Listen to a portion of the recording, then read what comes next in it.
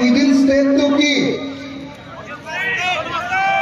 State within state এতিয়া আপোনালোকে 6 শিডিউলৰ অন্তৰ্গত এটা কাউন্সিল মাত্ৰ স্টেট উইদিন স্টেট হলে অসমৰ পৰা আপোনালোক আঁতৰি নাযায় কিন্তু যেনেকৈ অসমত পুৰা চৰকাৰ আছে আমাৰ কাৰ্বি আংলঙতো তেনেকুৱা ফুল ফ্লেজেড চৰকাৰ আছে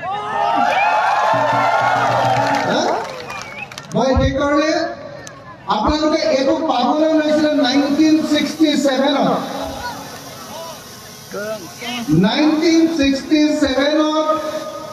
আপোনালোকে এইটো ষ্টেট উইদিন ষ্টেট বা অসমক ফেডাৰেল ভিত্তিত পুনৰ্গঠন কৰি কেন্দ্ৰীয় চৰকাৰে আপোনালোকৰ কাৰ্বিসকলক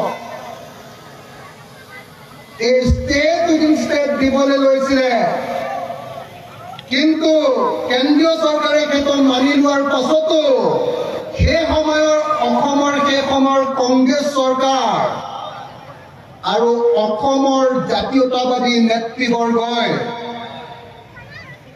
ইয়াৰ বিৰোধিতা কৰাৰ কাৰণে 1967 পাবলগীয়া ষ্টেট উইদিন ষ্টেট আপোনালোকে নাপালে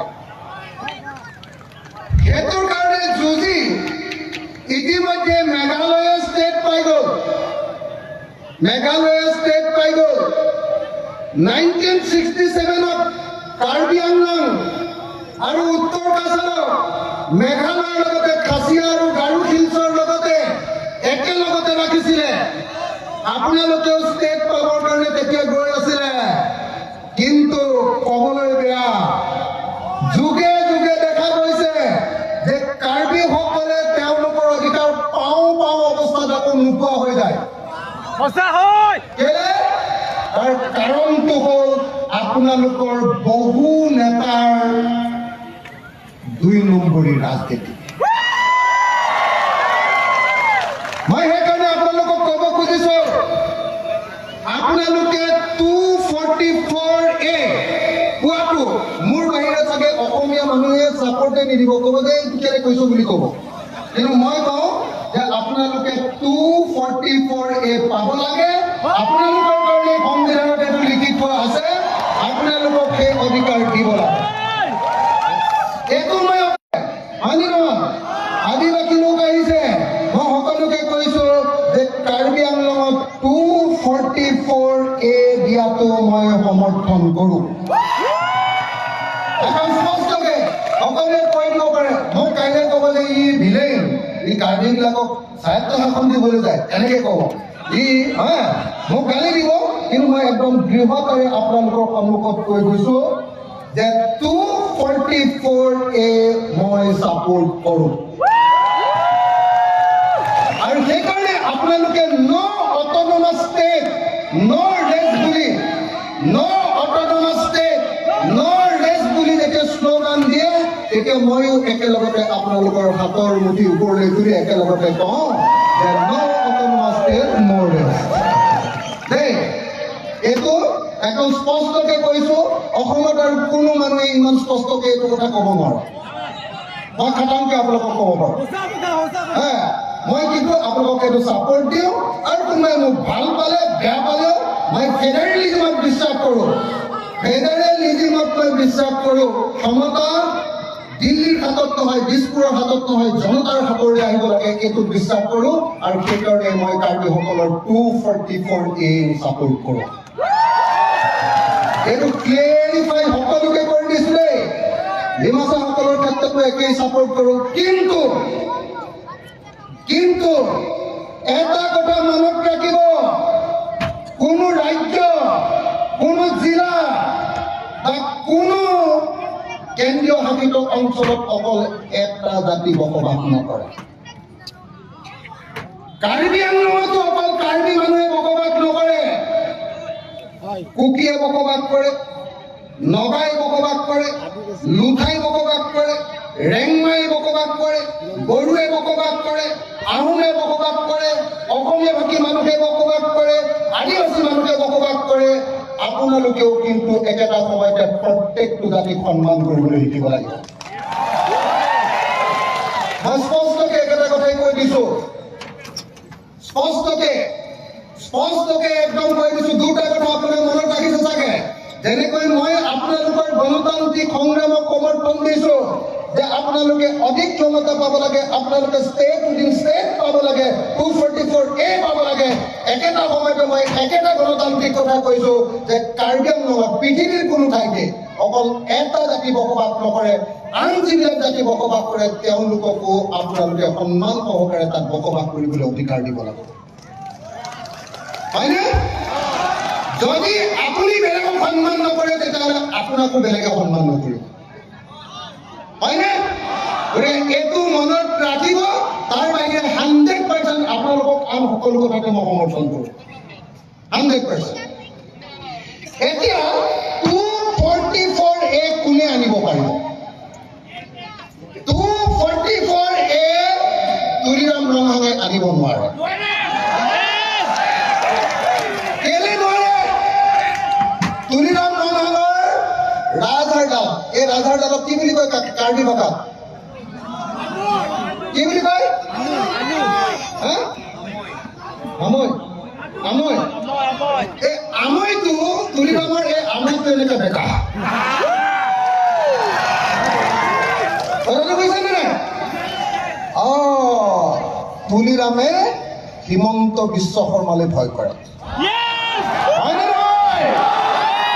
তুলিৰাম ৰঙাঙে নৰেন্দ্ৰ মোদীলৈ ভয় কৰে, হয়নে নহয়? আৰু তুলিৰাম ৰঙাঙে ট্ৰাইবেল মানুহ হৈও হিমন্ত আৰু নৰেন্দ্ৰ মোদীৰ ওচৰত চাৰেণ্ডাৰ কৰে, হয়নে নহয়? আৰু কোনো চাৰেণ্ডাৰ কৰা মানুহে কেতিয়াও অধিকাৰ কাঢ়ি আনিব নোৱাৰে। কথাটো বুজিছেনে নাই? কোনো চাৰেণ্ডাৰ কৰা মানুহে অধিকাৰ কাঢ়ি আনিব নোৱাৰে। তুলিৰাম ৰঙাঙে কয়লাৰ পৰা পইচা খাব পাৰিব,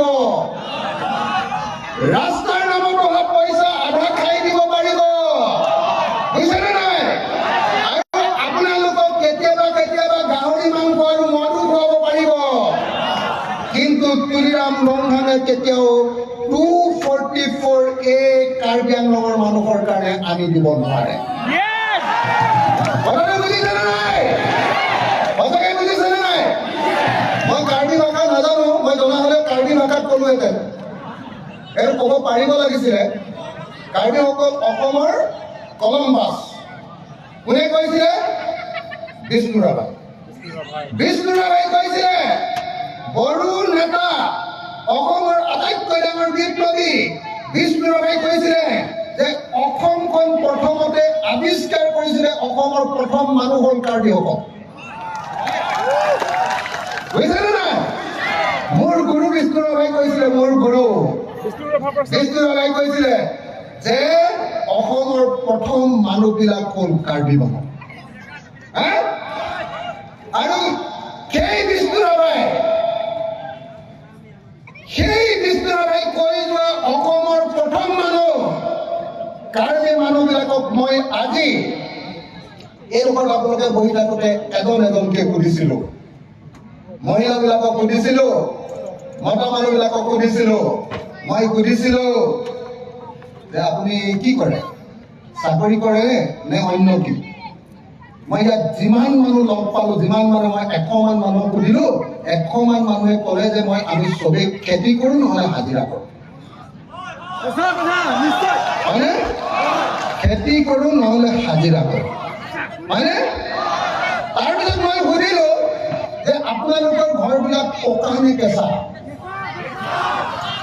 মোক এজন মানুহে মাত্ৰ ক'লে যে আমাৰ ঘৰটো পকা। বাকী মই 100 জনৰ ভিতৰত এজন মানুহে পকা বুলি ক'লে, মোক 99 জনে ক'লে যে আমাৰ চবৰে ঘৰ কেঁচা, হয়নে? মই সুধিছিলো যে আপোনালোকে কি পানী খায়? চৰকাৰৰ টেপৰ পৰা অহা পানী খায় নে ক'ৰ পৰা খায়? কৈছে আমাৰ পাহাৰৰ পৰা অহা পানী খাওঁ, জুৰিৰ পৰা। কৈছিলে যে আমি কুঁৱাৰ পানী খাওঁ আৰু দমকলৰ পানী খাওঁ, টিউবৱেল বুলি কৈছিলে মোক। টিউবৱেলৰ পৰা খাওঁ এনেকৈ কৈ আছিলে মোক, হয়নে? তো আপোনালোকে চাওক, কাৰ্বি মানুহৰ দাঁতকেইটা চাওক, ভিতৰত চব ক'লা ক'লা হৈ গৈছে। গৈছে কাৰণ আজিও কাৰ্বি মানুহে আইৰণ থকা পানী খাই আছে অসমৰ আটাইতকৈ পুৰণি অসমৰ আটাইতকৈ খিলঞ্জীয়া অসমৰ আটাইতকৈ ভূমিপুত্ৰ মানুহবিলাকৰ ঘৰবিলাক যদি কেঁচা আৰু আটাইতকৈ পুৰণি মানুহবিলাকৰ যদি চাকৰি নাই তেতিয়াহ'লে কাৰ চাকৰি আছে অসমত হয় নে নহয় যেতিয়ালৈকে কাৰ্বি আংলঙৰ প্ৰত্যেকজন মানুহৰ ঘৰ পকা নহ'ব লেট্ৰিনটো যেতিয়ালৈকে টাইলছ লগাব পৰা নহ'ব যেতিয়ালৈকে প্ৰত্যেকৰ ঘৰত এখনকৈ চাৰিচকীয়া গাড়ী নহ'ব যেতিয়ালৈকে আপোনালোকৰ ল'ৰা ছোৱালীবিলাকক দিল্লীত পঢ়ুৱাব নোৱাৰিব আৰু যেতিয়ালৈকে মাক দেউতাকৰ বেমাৰ হ'লে দিল্লীত চিকিৎসা কৰিব পৰাৰ সামৰ্থ্য এবিলিটি যেতিয়ালৈকে নাহিব তেতিয়ালৈকে আপোনালোকে যুঁজি থাকিব লাগিব সংগ্ৰাম কৰিব লাগিব আন্দোলন কৰিব লাগিব মই আপোনালোকক লিখি দিব পাৰোঁ তুলিৰাম ৰংনাং নহয় দিছপুৰৰ বা দিল্লীৰ আটাইতকৈ ডাঙৰ দালালটোৱেও যদি ৭৭ বছৰ স্বাধীনতাৰ পাছত যদি কাৰ্বি আংলং সাহিত্য শাসিত পৰিষদৰ যদি CM হৈ থাকে ৭৭ বছৰতো পকা ঘৰ পকা কৰি দিব নোৱাৰে পকা কৰি দিব নোৱাৰে যে কৈছে যে যদি তুলিৰাম ৰংনাঙক ভোট দিয়ে যদি বিজেপিক ভোট দিয়ে তেতিয়াহ'লে 2 টুকুৰা গাহৰিৰ মাংস খাবলৈ পাব 1 গিলাচ চুলাই মদ খাবলৈ পাব আৰু ইলেকশ্যনৰ সময়ত 100 টকা বা 200 টকা পাব কিন্তু কেতিয়াও আপোনালোকে কেতিয়াও ভাল ঘৰ এখনত থাকিবলৈ নাপাব এতিয়া আপোনালোক কাৰ্বি মানুহবিলাক কাৰ্বি আংলঙত থকা ডিমাচা মানুহবিলাক কাৰ্বি আংলঙত থকা কুকি মানুহবিলাক কাৰ্বি আংলঙত থকা লুথা মানুহবিলাক ৰেংমা মানুহবিলাক আৰু আন জাতিৰ সকলো মানুহবিলাক এতিয়াহে ধনী ক'ব পাৰিব যেতিয়া আপোনালোকে 244A পাব নাম্বাৰ 1 আৰু 244A সেই মানুহৰ হাতত থাকিব লাগিব যি মানুহে জনতাৰ কাৰণে কাম কৰে যি মানুহে দিছপুৰ আৰু দিল্লীৰ কাৰণে ATM হিচাপে ব্যৱহাৰ নহয় হয় নে নহয় ৰাইজ হয় নে নহয় ৰাইজ এতিয়া কাৰ্বি আংলঙত কয়লা খান্দে এতিয়া NC হিলছত কয়লা আৰু সুনীল খান্দে কিন্তু কাৰ্বি মানুহ আৰু ডিমাচা মানুহে তাৰ ভাগ নাপায় হয় নে নহয় অকল খালি হিমন্ত আৰু নৰেন্দ্ৰ মোদীৰ দালাল কেইটামান তুলিৰাম ৰংনাঙৰ নিচিনা দালাল কেইটামান টকা পায় আৰু বাকী কাৰ্বি মানুহে অকল খালি সেই কয়লা ভাটিলৈ আহি থকা গাড়ীবিলাকৰ অকল ধূলিবিলাকহে খাবলৈ পায়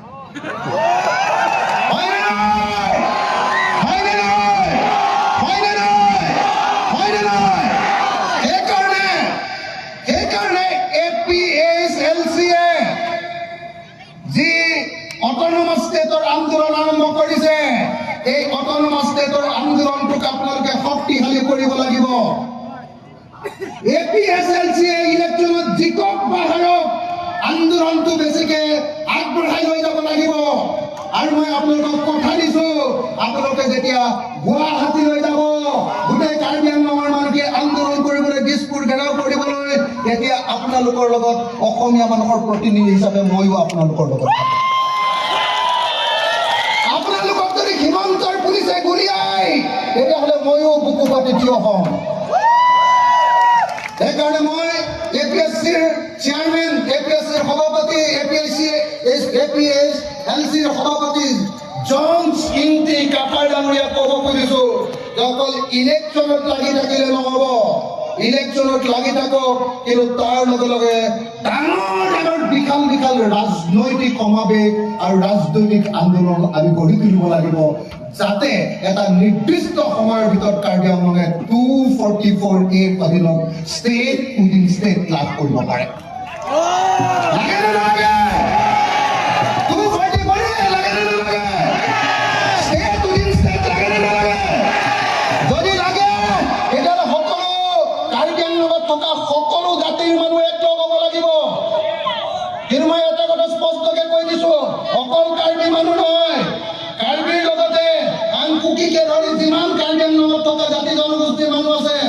সকলোকে ভাই ভাই ৰূপে দেখিব পাৰিব লাগিব আপোনালোকে পাৰিবনে নাই পাৰিবনে নাই কিন্তু একেটা সময়তে কিন্তু মই এটা কথা কওঁ যে ইয়াত থকা অসমৰ ইণ্ডিজিনিয়াছ মানুহবিলাকক আপোনালোকে সকলোৱে মৰম কৰক আদিবাসী মানুহবিলাকক সকলোৱে মৰম কৰক কিন্তু বিজেপিৰ স্পন্সৰশ্বিপত বাংলাদেশৰ পৰা আহি হয়নে নহয় বেংগলৰ পৰা আহি কাৰ্বি আংলঙত যিবিলাকে মাটি দখল কৰিছে হিন্দুৱে কওক বা মুছলমানে কওক কাকো কাৰ্বি আংলঙত কেতিয়াও এনেকৈ মাটি দখল কৰিবলৈ দিব নোৱাৰে হয়নে নহয় কাৰ্বি আংলঙৰ মাটি কাৰ্বি আংলঙত থকা মানুহৰ কাৰণে হয়নে নহয় কিন্তু কাৰ্বি আংলঙৰ মাটি বাংলাদেশৰ পৰা অহা আৰু পশ্চিমবংগৰ পৰা অহা হিন্দু মুছলমান মানুহৰ কাৰণে নহয় হয়নে নহয় গতিকে আপোনালোকে আপোনালোকৰ সেই মাটিৰ আপোনালোকৰ মাটি দখল কৰি ইয়াত কি কিবা বাহিনী বনাইছে নহয় কি বাহিনী কি বংগ সেনা আরে কাৰ্বি আংলঙৰ কাৰ্বি সেনা নাথাকি বংগ সেনা ওলাইছে ইয়াতে ইয়াত কাৰ্বি সেনা নাথাকি বংগ সেনা ওলাইছে ইয়াতে তো আপোনালোকে সকলোৱে সাৱধান হওক যে কোনো বংগ সেনা সংঘ সেনা কাৰ্বি আংলঙত থাকিব নোৱাৰিব কাৰ্বি আংলঙত থাকিব কাৰ্বি সেনা হয়নে নহয় কাৰ্বি আংলঙত থাকিব ইণ্ডিজিনিয়াছ সেনা হয়নে নহয় ভূমিপুত্ৰৰ সেনা ইয়াত কাৰ্বি মানুহ আৰু অসমৰ পুৰণি খিলঞ্জীয়া মানুহৰ অধিকাৰ থাকিব ইয়াত কেতিয়াও বিদেশৰ পৰা অহা মানুহৰ অধিকাৰ থাকিব নোৱাৰে হয়নে নহয় শ্ৰদ্ধেয় ৰাইজ মই 26 অক্টোবৰ তাৰিখৰ পৰা ঘৰলৈ যোৱা নাই অকল চাৰিওফালে অসমৰ চাৰিওফালে ঘূৰি আছো ঘূৰি ঘূৰি মিটিং কৰি আছো আৰু মিটিং কৰি ৰাইজক এটাই কথা কৈছো যে 2026 চনত হিমন্ত বিশ্ব শৰ্মাক গাদিয়ে চাদিয়ে বান্ধি লৈ চকীয়ে টুকে বান্ধি লৈ ব্ৰহ্মপুত্ৰত দলিয়াই দিব লাগিব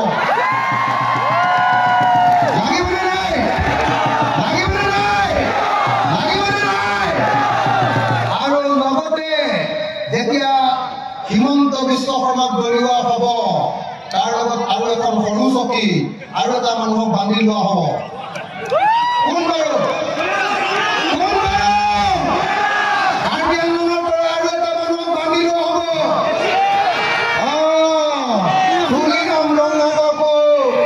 একেখন হিমন্ত বিশ্ব শৰ্মাৰ কাষতে থকা চকী এখনত হয়নে নহয় বান্ধি লোৱা হ'ব আৰু অসমৰ চব মানুহবিলাকে কাৰ্বি ডিমাচা কুকি চব মানুহবিলাকে এনেকে ধৰি ব্ৰহ্মপুত্ৰলৈ এনেকে দলিয়াই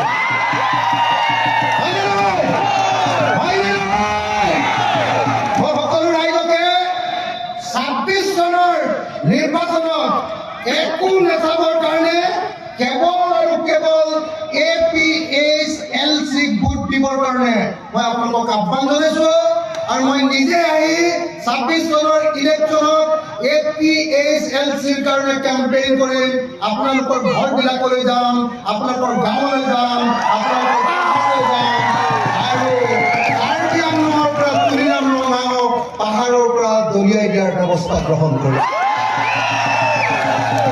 হ'বনে আৰু 2 নম্বৰ কাৰ্বি সাহিত্য শাসিত পৰিষদটো কেইটামান দালালৰ হাতত এৰি দিয়াটো ভাল হোৱা নাই হয়নে নহয় এইবাৰ কাৰ্বি সাহিত্য শাসিত পৰিষদ কাৰ্বি আংলং অট'নমাছ কাউন্সিলখন আমি অতি সোনকালে আমাৰ APHLCৰ হাতলৈ অনাৰ ব্যৱস্থা কৰিব লাগে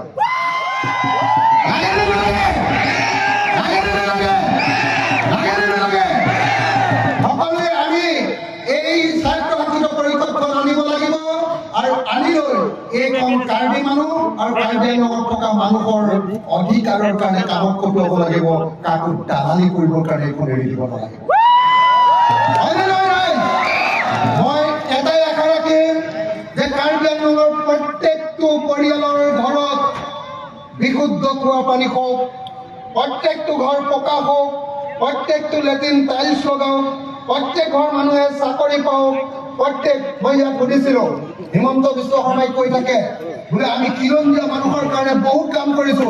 মই ইয়াত গোটেই কাৰ্বি মহিলাবিলাকক সুধিছিলো আৰু সেইটো কথা মই ৰেংমা মহিলাবিলাকক সুধিছিলো বোলে আপোনালোকক অৰুণোদয় দিলেনে? মই 100জনীমান মহিলাক সোধোতে 2জনীয়ে ক'লে বোলে মইহে পাইছো 2জনীয়ে পাইছে 98জনীয়ে পোৱা নাই। বুজিছেনে নাই? হয়নে নহয়? তো গতিকে মই সকলোকে কৈছো যে যেতিয়ালৈকে প্ৰত্যেকজন কাৰ্বি আৰু কাৰ্বি আংলঙত থকা খিলঞ্জীয়া মানুহে মাটিৰ অধিকাৰ নাপাব, মাটি নাপাব, মাটিত সকলো সময়তে খেতি কৰাৰ ব্যৱস্থা নাপাব, প্ৰত্যেকটো ঘৰত যেতিয়ালৈকে চাকৰি নহ'ব, যে প্ৰত্যেকটো ঘৰ যেতিয়ালৈকে পকা নহ'ব, প্ৰত্যেকজন কাৰ্বি মানুহে নিজৰ সংস্কৃতি যেতিয়ালৈকে দৃঢ়ৰূপে জীয়াই ৰাখিবলৈ সুযোগ নাপাব, তেতিয়ালৈকে কাৰ্বি ৰাইজে যুঁজ চলাই যাব লাগিব। আৰু সেই যুঁজত অসমৰ কোনো নাথাকিলেও মই অখিল গগৈ আপোনালোকৰ লগত থাকিম। কোনো থাকক নাথাকক মই নাজানো, কিন্তু মই থাকিমে। কাৰণ মই জানো যে কাৰ্বি অসমৰ প্ৰথম অসমীয়া। কাৰ্বি অকল হ'ল অসমৰ প্ৰথম অসমীয়া। মই যিমান অসমীয়া, মোতকৈ বেছি অসমীয়া কাৰ্বি হ'ব। অসমৰ ওপৰত মোতকৈ বেছিকৈ কাৰ্বিসকলৰ অধিকাৰ আছে। এতিয়া কিন্তু কাৰ্বিসকলৰ বেছিভাগৰ ঘৰে কেঁচা। কাৰ্বিসকলৰ ঘৰৰ অৱস্থা বেয়া। মই আমাৰ অৰ্কিড পাৰ্ক নামৰ এখন অৰ্কিড পাৰ্ক আছে কাজিৰঙা অৰ্কিড পাৰ্ক। তাত আমি বেংগল দেখো আপোনালোকৰ কি লেটকম চম নে কি কয় লেটকম চম দেখো হা, বুজিছেনে নাই? তাত গোটেই কাৰ্বি ল'ৰাই তাতে কমেও 70জনমান কাৰ্বি মানুহে কাম কৰে। 70জনমান কাৰ্বি মানুহে কাম কৰে। মই এতিয়া প্ৰত্যেকটো ল'ৰাকে চেষ্টা কৰি আছো যে আমাৰ অৰ্কিড পাৰ্কৰ পৰা পইচা দি চবৰ ঘৰকেইটা টকা কৰিবলৈ চেষ্টা কৰি আছো। মানে মই ওচৰৰ কাৰ্বি গাঁওখনৰ যেতিয়া যাওঁ নহয়, মইতো অসমত বহুত দুখীয়া মানুহ দেখিছো, কিন্তু কাৰ্বি মানুহৰ নিচিনা ইমান দুখীয়া মানুহ মই দেখাই নাই। কাৰ্বি মানুহৰ ঘৰ আৰু কাৰ্বি মানুহৰ পাকঘৰ একোৱে নাথাকে। আমাৰ পাকঘৰততো 1 মাহৰ কাৰণে দাইল আনি থওঁ, 1 মাহৰ কাৰণে দাইল আনি থওঁ, 2 মাহৰ কাৰণে নিমখ থাকে, 5 মাহমানৰ কাৰণে চাহপাত থাকে। আপোনালোকৰ পাকঘৰটো একোৱে নাথাকে, একোৱে নাথাকে। একদম মানে এইফালে প্ৰথম আগফালে ৰৈ দিলে বেৰা ফাটি দিয়ে, ঘৰটো চব ভিতৰটো দেখি থাকে। আৰু পাকঘৰত কোন আছে কোন নাই দেখিয়ে থাকে। আৰু বেছিভাগ বিচনাই বাঁহেৰে বনোৱা। মোৰ ইমান বেয়া লাগে কাৰ্বি মানুহৰ ঘৰবিলাক দেখিলে, যে অসমত যদি আটাইতকৈ দুখীয়া জাতি আছে তাৰ ভিতৰত এটা জাতি হ'ল কাৰ্বি জাতি। আৰু অসমত যদি আটাইতকৈ ধনী মানুহ আছে তাৰ ভিতৰত এটা হ'ল কাৰ্বি আংলঙৰ তুলিজান ৰঙা। হয়নে নহয়? হয়নে নহয়? হয়নে নহয়? হয়নে নহয়? লিডাৰকেইটা আটাইতকৈ ধনী, মানুহকেইটা আটাইতকৈ দুখীয়া। হয়নে নহয়? এই লিডাৰকেইটাকো একদম কেতিয়াবা ৰ'বা, চান্স আহিব, আমাৰ দিন আহিব। হয়নে নহয়? এনেকে কৰিব লাগিব এবাৰ। হয়নে নহয়? সিহঁতক এনেকে কৰি ৰংটো তলে এনেকে দলিয়াব লাগিব। হয়নে নহয়? এইটো নহ'ব। ইহঁতে একদম লুটি পুটি খাই কাৰ্বি মানুহক বৰবাদ কৰি দিলে। গতিকে মই সকলোকে আকৌ এবাৰ কৈছো, মই 3টা কথাই কৈ আছো এই সময়খিনিৰ ভিতৰত। মই কাৰ্বিসকলৰ 244A ভাৰতৰ সংবিধানৰ 244 অধীনত ষ্টেট উইদিন ষ্টেটক সমৰ্থন কৰো, আৰু এইটো সকলো কাৰ্বিয়ে পাব লাগে। কিন্তু মই একেলগে কৈছো যে কাৰ্বি মানুহে কিন্তু অনা কাৰ্বি মানুহ যি অসমৰ খিলঞ্জীয়া মানুহ, তেওঁলোকক কিন্তু গালি চালি পাই থাকিলে নহয়, মৰমত ৰাখিব লাগিব। কাৰণ এখন ৰাজ্যতো অকল এটা জাতি নাথাকে নহয়। চব জাতি মানুহক ৰাখিলে আপোনালোকে ৰাজ্য পাব।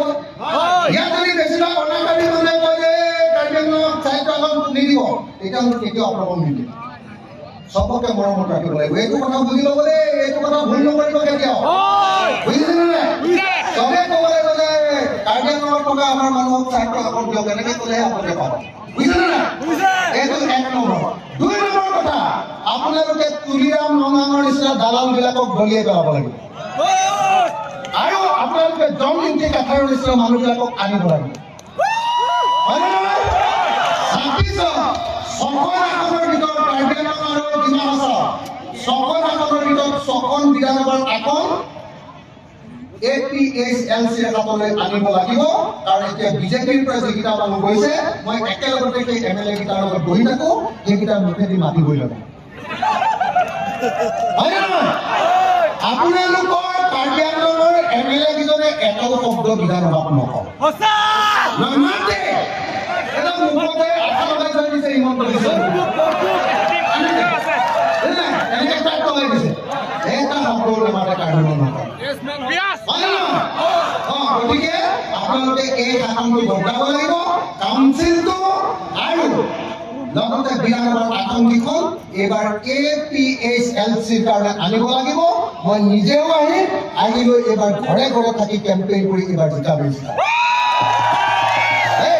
আৰু 3 নম্বৰ, যেতিয়ালৈকে অসমৰ 1 নম্বৰ অসমীয়া, প্ৰথম অসমীয়া কাৰ্বিবিলাকৰ চবৰে ঘৰ পকা নহ'ব, চবৰে পানী বিশুদ্ধ নহ'ব, খোৱা পানী, চবে যেতিয়ালৈকে চাকৰি নাপাব, তেতিয়ালৈকে অকল ষ্টেট উইদিন ষ্টেট পালে নহ'ব। যেতিয়ালৈকে চব মানুহ ধনী নহ'ব, তেতিয়ালৈকে চবে আন্দোলন চলাই থাকিব লাগে। আৰু ষ্টেট পোৱাৰ পাছত যদি জনশক্তি কাঠাইলেও ৰৈ দিয়ে, তেতিয়াহ'লে আকৌ তাৰ পাছতো ৰাইজে আন্দোলন চলাই থাকিব লাগে। যেতিয়ালৈকে চব মানুহে ভালকে খাবলৈ নাপাব, চবৰ ঘৰ যেতিয়ালৈকে পকা নহ'ব, চবেই যেতিয়ালৈকে চাকৰি নাপাব, চবেই যেতিয়ালৈকে ধনী নহ'ব, চবেই নিজৰ ল'ৰা ছোৱালী যেতিয়ালৈকে দিল্লীত পঢ়াব নোৱাৰিব, চবেই যেতিয়ালৈকে নিজৰ মাক বাপেকৰ বেমাৰ হ'লে দিল্লীত চিকিৎসা কৰিব নোৱাৰিব, চবৰ ঘৰত যেতিয়ালৈকে গাড়ী নহ'ব, তেতিয়ালৈকে আন্দোলন অব্যাহত ৰাখিব লাগিবই ৰাইজ। হয় নে নহয়? মই এইখিনি কথা কৈয়ে আপোনালোক সকলোকে ধন্যবাদ জনাইছো। ইমান সন্ধিয়ালৈকে, ৰাতিপুৱাৰ পৰা ইমান সন্ধিয়ালৈকে আপোনালোকে ৰৈ থকাটোৱে প্ৰমাণ কৰিছে যে আপোনালোকে যুঁজিবলৈ সাজু হৈছে আৰু আপোনালোকে কোনো কথাতে বিচলিত নহয়। মই সকলোকে আকৌ এবাৰ ধন্যবাদ, কৃতজ্ঞতা, সেৱা আৰু কাৰ্টন যাচিছো। ধন্যবাদ।